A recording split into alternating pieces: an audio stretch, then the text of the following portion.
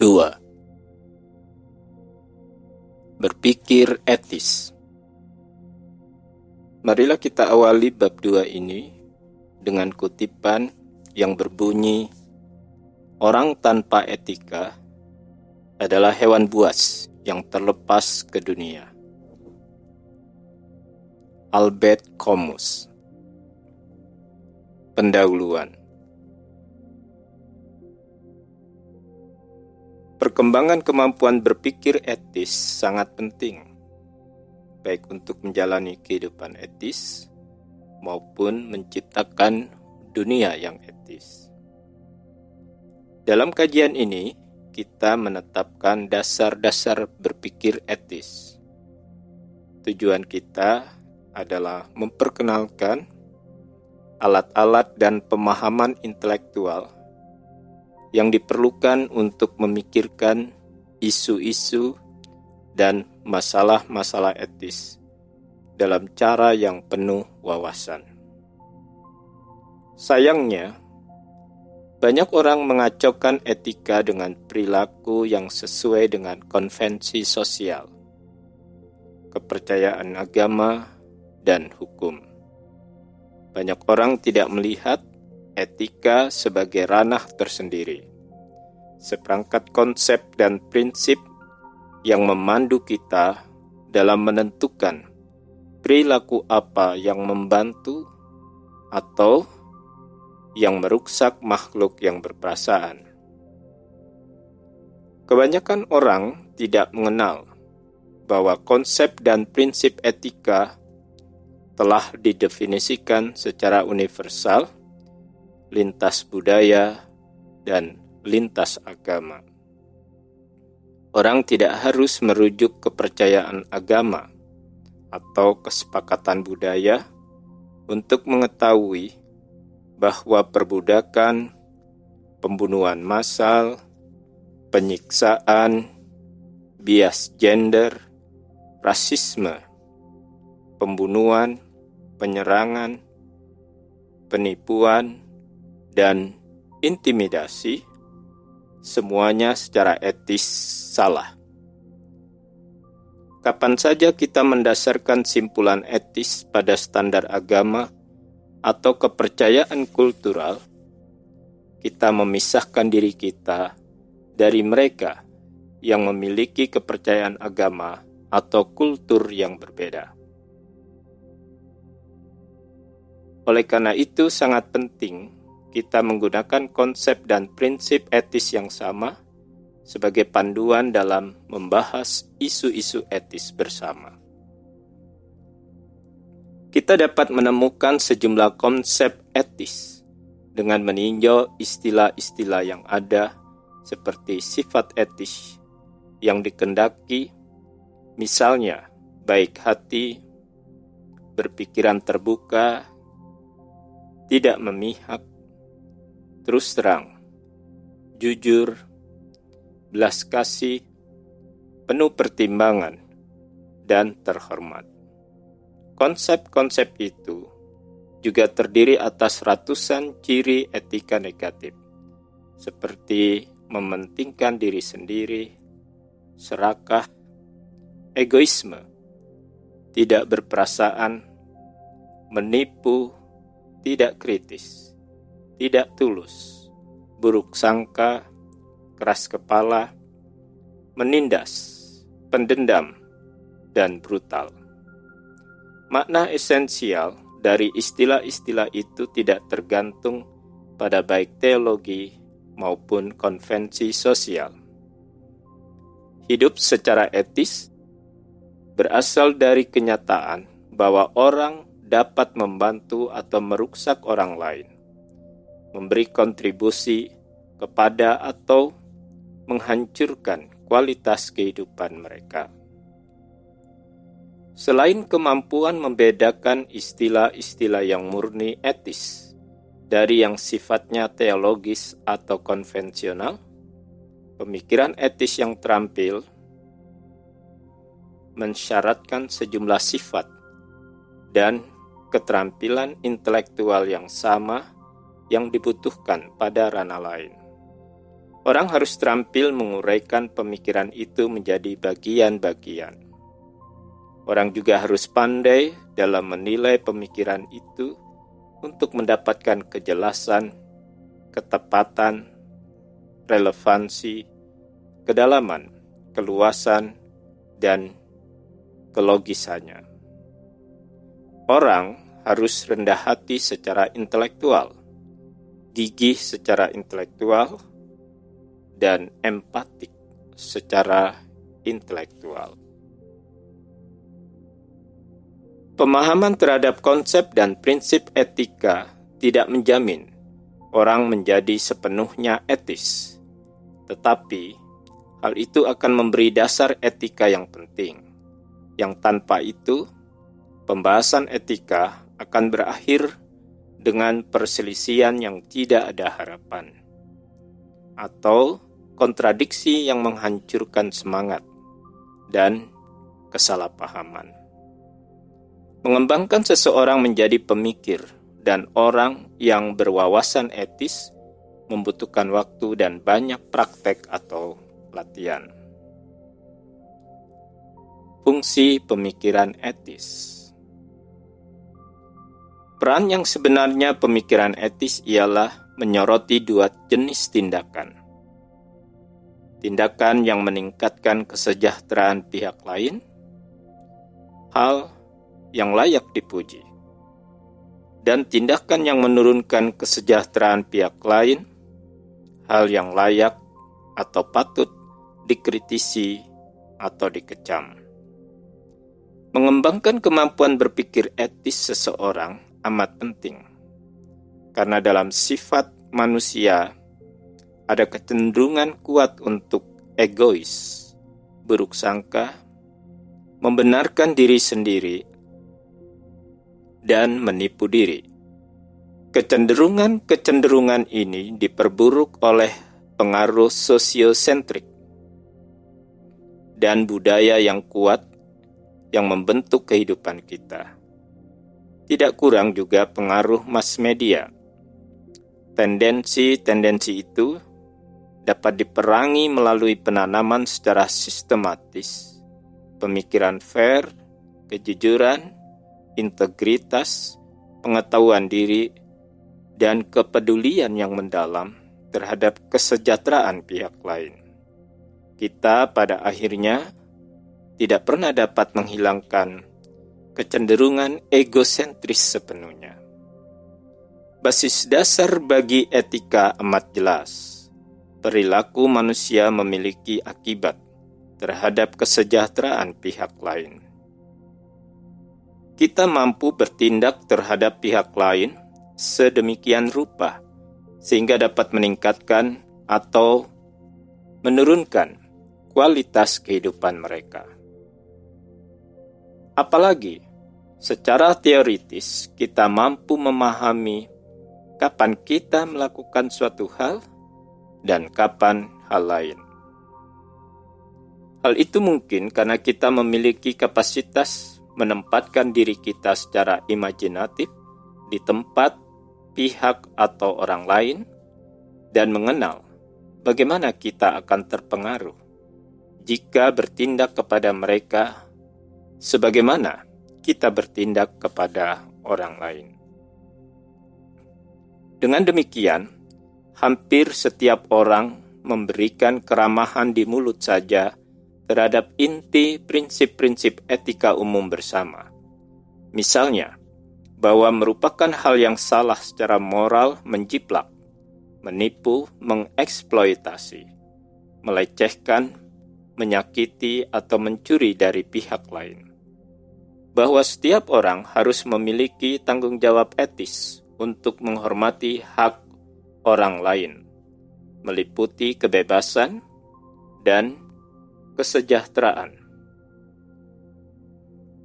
Membantu mereka yang betul-betul membutuhkan, mencari kebaikan bersama, dan tidak hanya kepentingan mereka sendiri, serta kesenangan pribadi. Berjuang dalam cara tertentu untuk membuat dunia lebih adil dan manusiawi. Bahkan anak kecil memiliki ide tentang apa yang dapat membantu orang atau merugikan pihak lain. Sayangnya, anak-anak seperti orang dewasa cenderung memiliki kesadaran yang lebih jelas mengenai hal-hal buruk yang mengenai diri mereka daripada hal-hal buruk yang mereka lakukan kepada pihak, anak, atau orang lain. Itu tidak fair. Ia tidak membolehkan saya memiliki sebagian mainan itu. Ia memukul saya dan saya tidak melakukan apa-apa kepadanya. Dia jahat. Ia berjanji kepada saya. Sekarang ia tidak mau mengembalikan boneka saya. Keputusan etis memerlukan kedalaman pemahaman. Sayangnya, kesepakatan verbal saja terhadap prinsip-prinsip etika tidak akan mencapai tujuan moral yang penting dan tidak akan mengubah dunia menjadi lebih baik. Prinsip-prinsip etika memiliki makna hanya ketika dimanifestasikan dalam perilaku. Prinsip-prinsip itu memiliki kekuatan hanya ketika diwujudkan dalam tindakan. Namun untuk menerapkan prinsip-prinsip etis itu ke dalam tindakan membutuhkan keterampilan intelektual dan juga wawasan etika. Dunia tidak menunjukkan diri kepada kita dalam istilah-istilah yang transparan secara moral. Kita hidup di dalam dunia yang penuh dengan propaganda dan penipuan diri. Diskusi publik dan komunikasi media bukan sentra perdebatan terbuka yang netral. Banyak sekali uang dihabiskan untuk mempersuasi orang untuk melihat peristiwa-peristiwa dunia dalam cara tertentu dan bukan cara lain. Lebih lanjut, bergantung pada masyarakat dan budaya di mana kita dibesarkan. Kita sendiri punya kecenderungan melihat sebagian orang dan sebagian bangsa pada sisi baik dan orang dan bangsa lain pada sisi jahat. Manusia secara khas menempatkan dirinya pada sisi baik dan musuh pada sisi jahat.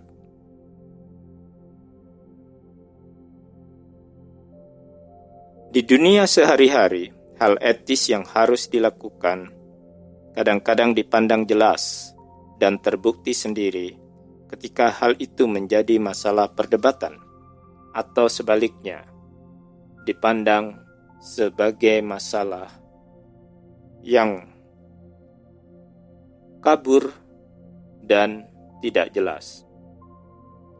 Satu tindakan dan tindakan yang sama sering dipuji oleh kelompok sosial, agama, atau politik tertentu, dan secara etis dikutuk oleh kelompok yang lain. Melalui keteladanan dan dorongan, kita dapat menanamkan sifat-sifat intelektual kita yang penting. Kita dapat belajar menghormati hak-hak orang lain dan tidak hanya berfokus pada pemenuhan keinginan kita. Permasalahan utamanya adalah kita tidak banyak membedakan antara menolong dengan merusak. Tetapi kecenderungan kita hampir sepenuhnya pada diri kita dan mereka yang terkait erat dengan kita. Hal ini jelas dalam perilaku kelompok nasional, agama, dan etnik. Sebenarnya tidak banyak kelompok menghargai kehidupan dan kesejahteraan pihak lain. Kelompok bangsa, agama, dan etnis lain. sebagaimana mereka menghargai kehidupan dan kesejahteraan mereka sendiri. Tidak banyak orang berpikir tentang konsekuensi kepada pihak lain atas pencarian uang, kekuasaan, prestise, dan kekayaan yang dilakukan oleh kelompok mereka sendiri. Akibatnya adalah tidak banyak orang dalam hampir setiap masyarakat bertindak secara konsisten atas dasar prinsip-prinsip etis ketika menangani pihak luar. Standar ganda di dalam menerapkan prinsip-prinsip etis terhadap kehidupan hampir universal dan sering menyolok. Singkatnya, orang etis, betapapun termotivasinya untuk melakukan apa yang benar secara etis, tidak dapat melakukan itu hanya jika mereka tahu apa yang benar secara etis. Dan hal itu tidak dapat mereka lakukan jika mereka secara sistematis mengacaukan makna apa yang benar secara etis dengan kepentingan diri, keinginan pribadi, atau hal tabu secara sosial. Orang yang termotivasi secara etis harus mempelajari seni mengkritik diri dan masyarakat, memeriksa diri secara etis. Mereka harus mengenali kesalahan sehari-hari yang sudah menyerap penilaian etis, intoleransi moral, penipuan diri, dan kompromi tidak kritis. Tidak banyak orang berpikir tentang kesulitan mendapatkan fakta-fakta yang relevan secara etis tentang dunia. Tidak banyak yang terampil melacak implikasi fakta yang mereka miliki. Dan tidak banyak yang dapat mengidentifikasi kontradiksi moral dalam dirinya atau secara jelas membedakan kepentingannya sendiri dan keinginan egonya dari yang murni etis. Tidak banyak yang berpikir mendalam tentang perasaan dan penilaian etis dirinya sendiri. Memadukan penilaian ini ke dalam pandangan etis yang terpadu, atau menguasai kompleksitas pemikiran etis. Akibatnya, penilaian etis sehari-hari kerap kali merupakan perpaduan halus moralitas murni dan semu, wawasan etis dan prasangka moral, kebenaran etis, dan kemunafikan moral. Dukungan untuk pemikiran etis.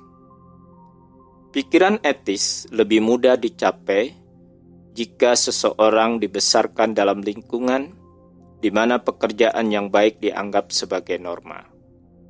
Dukungan terhadap pemikiran etis itu, menurut Howard Gardner, dapat dibedakan menjadi 3. Dukungan vertikal, dukungan horizontal, dan pembiakan berkala. Dukungan vertikal. Orientasi etis dimulai dari rumah. Apakah mereka melihat orang tua sedang bekerja atau tidak? Anak-anak tahu bahwa salah satu atau kedua orang tua mereka bekerja. Mereka memperhatikan apakah orang tua bangga dengan pekerjaan mereka. Bagaimana mereka membicarakan penyelia dan teman mereka. Apakah pekerjaan sekedar sarana yang menyebalkan atau yang hampir-hampir tidak bisa ditoleransi lagi demi mencari sesuap nasi, atau apakah juga mengandung makna dan kesejahteraan. Orang dewasa di luar rumah juga ada pengaruhnya. Anak-anak memperhatikan perilaku kerabat, tamu, dan karyawan yang mereka temui di jalanan dan di pasar. Anak-anak bisa dan selalu meniru perilaku orang-orang itu. Komunitas Reggio Emilia merupakan contoh bagus bahwa orang dewasa bisa menjadi pembimbing kaum muda menjadi orang yang produktif dan positif. Ketika anak-anak mulai memikirkan karir, mereka memperhatikan orang dewasa yang bekerja di bidang yang sama. Entah sadar atau tidak, orang-orang dewasa itu menjadi panutan yang jelas. Mereka memancarkan kepercayaan dan perilaku, aspirasi dan mimpi buruk dari para anggota profesi itu. Dalam banyak profesi, individu tertentu dijadikan mentor. Latar belakang agama bisa menjadi fondasi seseorang untuk melakukan pekerjaan yang bermutu tinggi dan bersikap sebagai warga yang penuh perhatian. Para pebisnis yang dinominasikan sebagai pekerja yang baik melaporkan bahwa yang membimbing mereka setiap hari adalah nilai-nilai agama. Dukungan horizontal. Dalam masyarakat modern, teman-teman sebaya memegang peranan penting. Sejak usia dini, anak-anak bergaul dengan teman-teman yang kurang lebih seusia mereka. Mereka sangat dipengaruhi oleh tingkah laku dan kepercayaan para individu itu, terutama yang terlihat lebih pintar, lebih prestisius, dan atau lebih kuat. Mutu teman-teman sebaya sangat penting terutama pada masa remaja. Anak remaja biasanya mengadakan eksperimen tentang beragam pilihan kehidupan. Sangatlah perlu diperhatikan apakah sang remaja bergaul dengan orang-orang yang sibuk melayani masyarakat, mengikuti kegiatan akademis, atau menjalani hobi yang mengasyikkan, atau orang-orang yang sibuk melakukan kegiatan tidak bertujuan, antisosial, atau kriminal terang-terangan. Meskipun dalam banyak kasus tidak sulit untuk mengetahui dengan kelompok mana mereka bergaul. Dalam kasus lainnya, tarikan dari kelompok yang berbeda-beda cukup kuat, dan faktor-faktor yang tidak begitu kentara menentukan ke arah mana anak itu tertarik.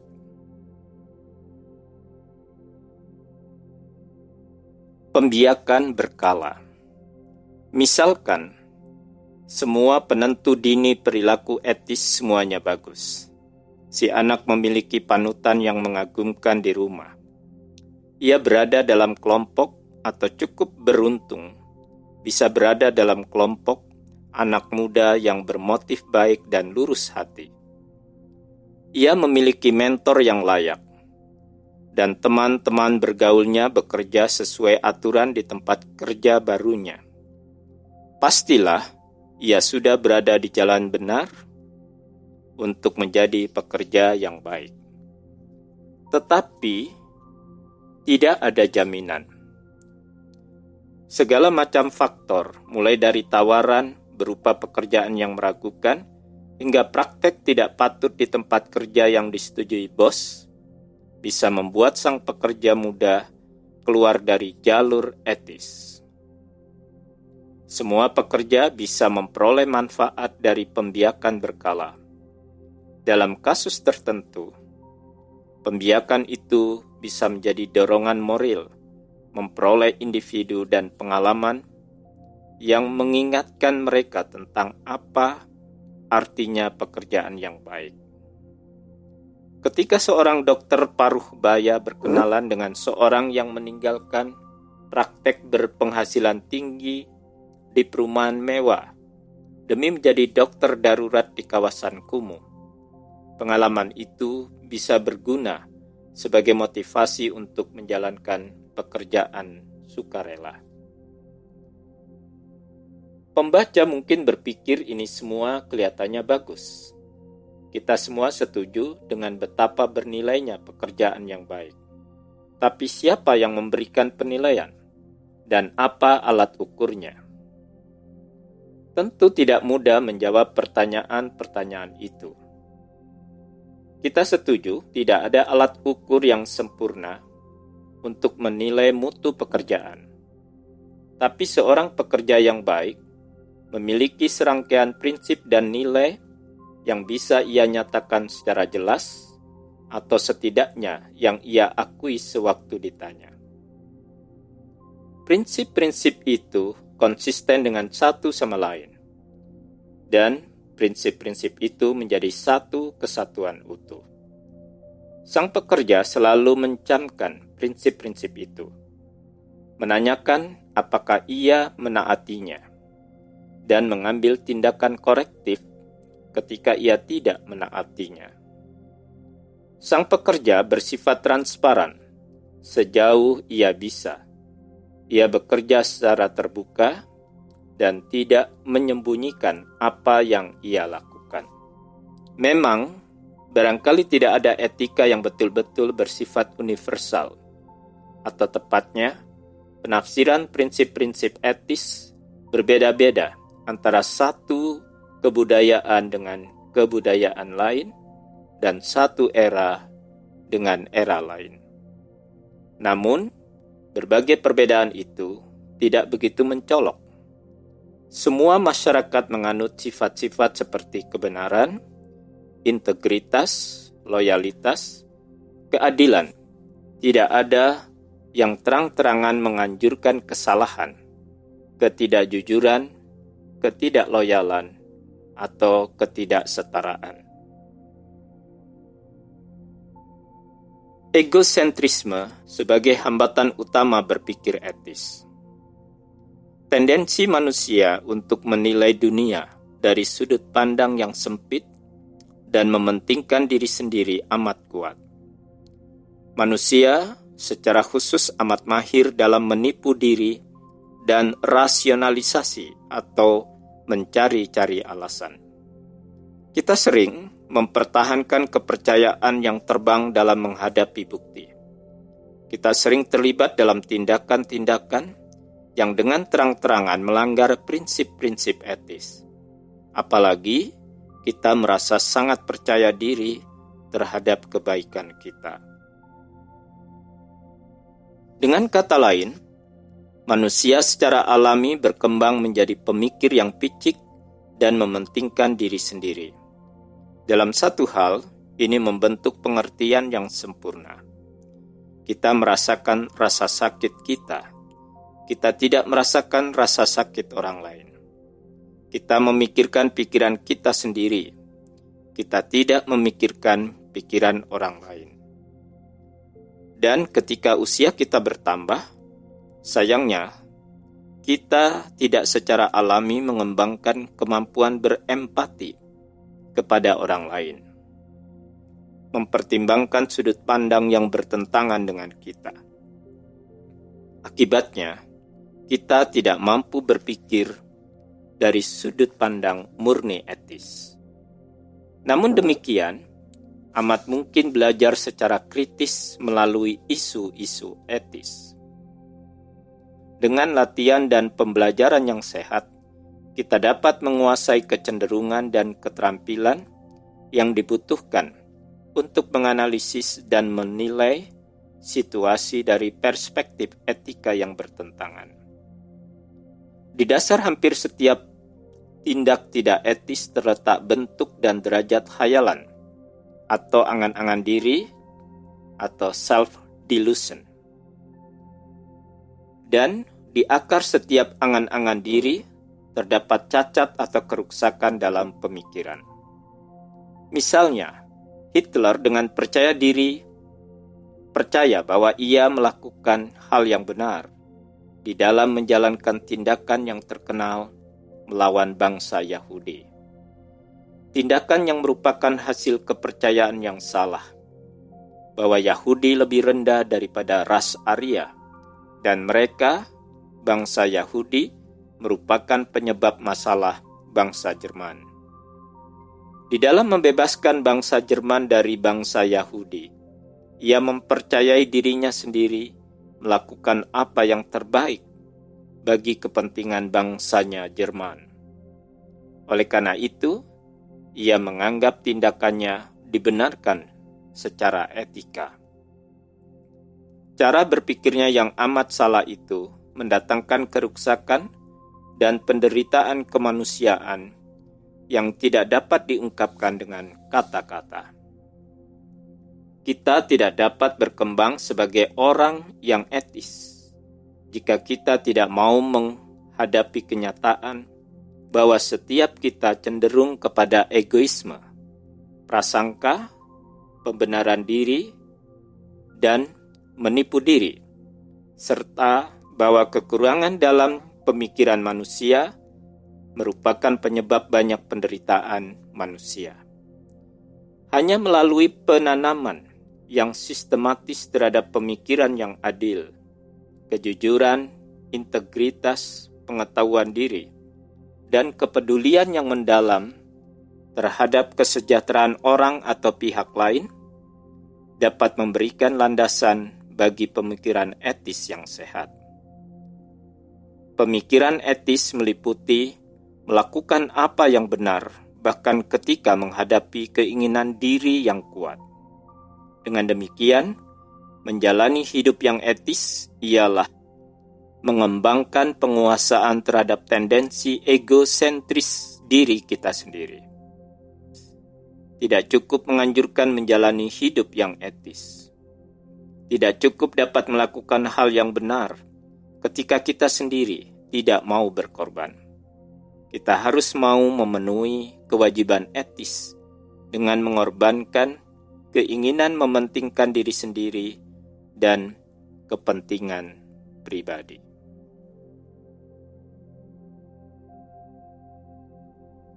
Bagaimana mengembangkan berpikir etis?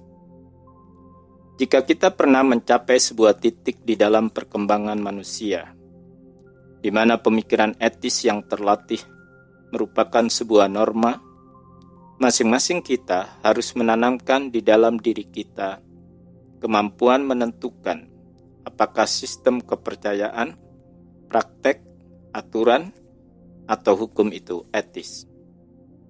Cakap dalam berpikir etis berarti mengembangkan hati nurani, bukan bersikap tunduk kesepakatan sosial yang berubah-ubah, sistem teologis, atau hukum yang tidak etis.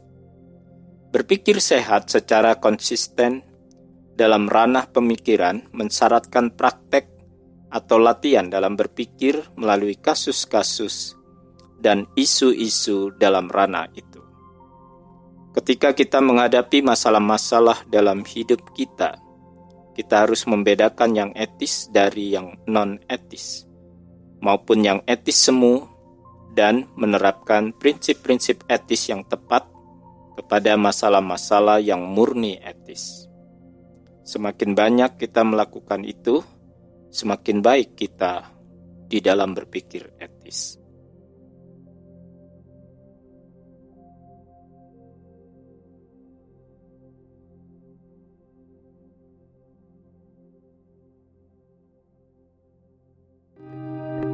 Dengarkan bagian selanjutnya hanya di channel Dengar Buku.